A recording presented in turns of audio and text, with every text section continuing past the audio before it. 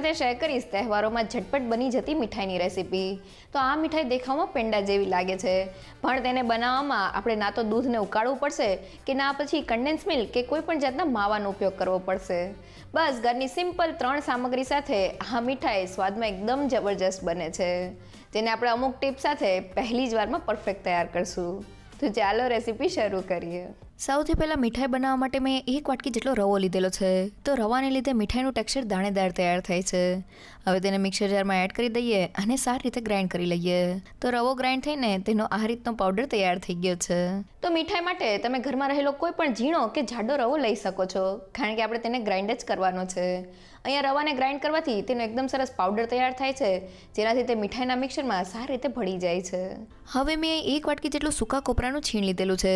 તમે તેની જગ્યાએ તાજા નાળિયેરનો ઉપયોગ પણ કરી શકો છો. બસ તેના સફેદ ભાગનો જ ઉપયોગ કરવો. હવે તે જ વાટકીથી મેં 1 વાટકી જેટલું દૂધ લીધેલું છે. તો મેં કોપરાનું છીણ અને દૂધને સરખા પ્રમાણમાં લીધેલા છે. હવે બંને વસ્તુને ગ્રાઇન્ડ કરી લઈએ. તો બંને વસ્તુ ગ્રાઇન્ડ થઈને દૂધ સાથે કોપરાની આ રીતની થીક પેસ્ટ તૈયાર થઈ ગઈ છે. તો મીઠાઈના મિક્સરમાં આપણે જેટલો રવો લીધેલો છે તેટલું જ આપણે કોપરાનું છીણ લેવાનું છે. સાથે કોપરાના છીણને 1 વાટકી દૂધ સાથે પીસવાથી તે એકદમ સોફ્ટ થઈ જાય છે અને મીઠાઈના મિક્સરમાં ભળી જાય છે. અહીંયા કોપરાના છીણને દૂધ સાથે પીસવાથી તેનો સ્વાદ પણ એકદમ સરસ વધી જાય છે. હવે મીઠાઈ માટે રવાને શેકવા પેનમાં 3 મોટી ચમચેલું ઘી એડ કરી દઈએ. અહીંયા આપણે ઘીને એકદમ સારી રીતે ગરમ કરી લેવાનું છે. હવે ગરમ ઘીમાં ગ્રાઇન્ડ કરેલા રવાને એડ કરી દઈએ અને તેને ચમચાની મદદથી સતત હલાવતા જઈને સારી રીતે શેકી લઈએ. તો શરૂઆતમાં રવો ઘીને એબ્ઝોર્બ કરી લે છે, પણ જેમ તે શેકાતો જાય છે તેમ તેનો દાણો ફૂલતો જાય છે અને તેમાંથી ઘી રિલીઝ થતું જાય છે. તો મીઠાઈ માટે રવાને શેકતી વખતે આપણે વધુ પડતા ઘીનો ઉપયોગ નથી કરવાનો. સાથે આપણે રવાને મીડિયમ ગેસની ફ્લેમ પર સતત હલાવતા જઈને શેકી લેવાનો છે.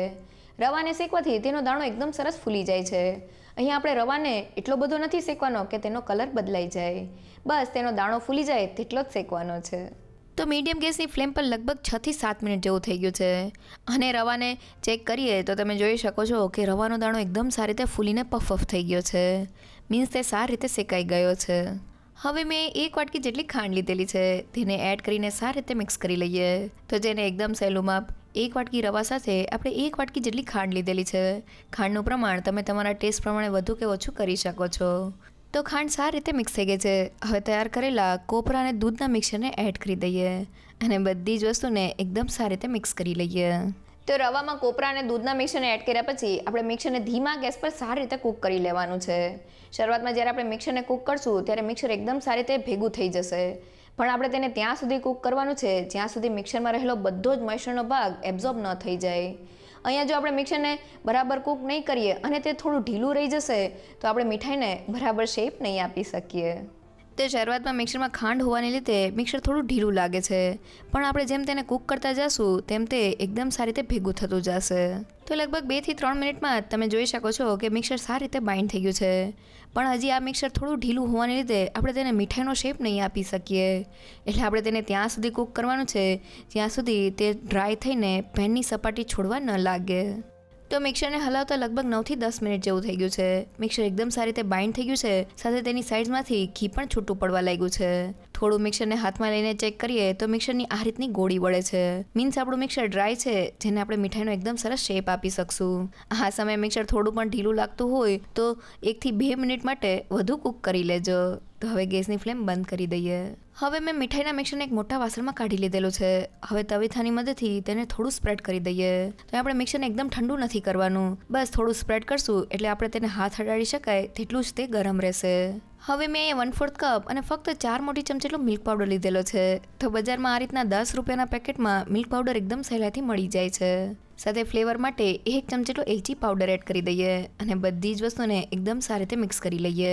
તો અહીં આપણું મીઠાઈનું મિક્સર થોડું ગરમ હશે એટલે મિલ્ક પાવડર એકદમ સહેલાઈથી મિક્સ થઈ જશે. તો મીઠાઈના મિક્સરમાં ફક્ત 4 થી 5 ચમચી જેટલો મિલ્ક પાવડર એડ કરવાથી તે મિક્સરમાં રહેલા બધા જ પાણીને એબ્ઝોર્બ કરીને મિક્સરને એક બાઇન્ડિંગ આપે છે. સાથે થોડો મિલ્ક પાવડર એડ કરવાથી મીઠાઈનો સ્વાદ એકદમ વધી જાય છે. અહીંયા આપણે એ વાતનું ખાસ ધ્યાન રાખવાનું છે કે આપણું મીઠાઈનું મિક્સર થોડું ગરમ હોય ત્યારે જ આપણે તેમાં મિલ્ક પાવડર એડ કરી દેવાનો છે, જેથી મિલ્ક પાવડર એકદમ સારી રીતે ભળી જાય.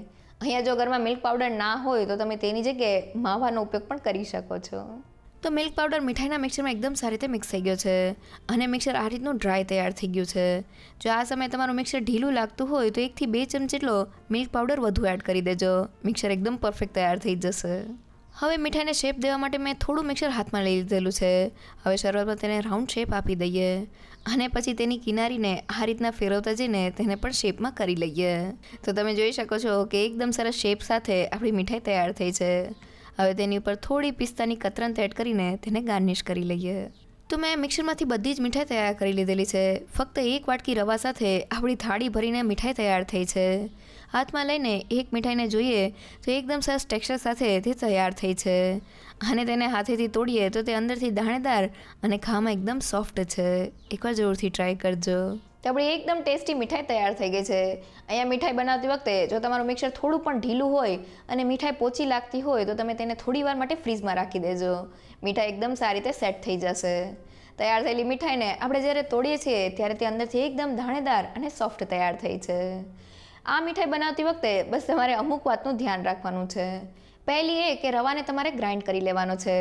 સાથે કોપરાના છીણને થોડા દૂધ સાથે પીસવાથી તે એકદમ સોફ્ટ થઈ જાય છે અને રવાને તમારે ધીમા ગેસ પર તે એકદમ સારી રીતે ફૂલી જાય ત્યાં સુધી કૂક કરી લેવાનો છે. સાથે કોપરાનું દૂધવાળું મિક્સર રવામાં એડ કર્યા પછી તમારે મિક્સરને ત્યાં સુધી કૂક કરવાનું છે જ્યાં સુધી મિક્સર એકદમ સારી રીતે ડ્રાય થઈ જાય અને પેનની સપાટી છોડવા લાગે. સાથે તૈયાર થયેલી મીઠાઈમાં બસ થોડો મિલ્ક પાવડર એડ કરવાથી તે એકદમ ટેસ્ટી તૈયાર થાય છે. જો તમને મારી આજની રેસીપી ગમી હોય તો મને કમેન્ટ સેક્શનમાં જરૂરથી કહેજો. સાથે મારા વિડીયોને લાઇક અને ફ્રેન્ડ્સ અને ફેમિલીમાં શેર કરજો અને મારી ચેનલને સબસ્ક્રાઈબ કરવાનું ના ભૂલશો. તો ફરી મળીએ એક નવી રેસીપી સાથે.